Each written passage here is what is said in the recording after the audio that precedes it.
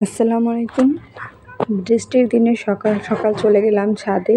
ছাদে গিয়ে দেখি কত সুন্দর করে লজ্জাপতি গাছগুলো চেয়ে আছে।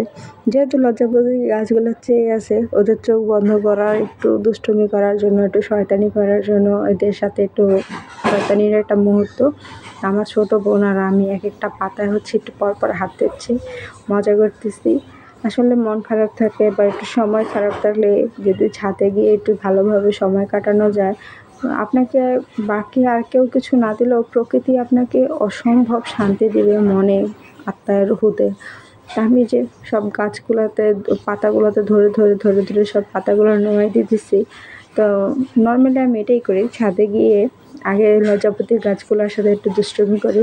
একটু দুষ্টুমি করার পরে বাকি কাজগুলো করি, যেমন গাছে পানি দেওয়া, আগাছা পরিষ্কার করা, ঝাড়ু দেওয়া।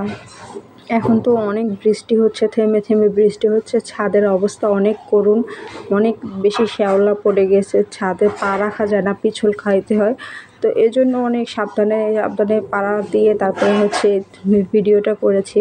তো সবাই ভালো থাকবেন, আল্লাহ হাফেজ।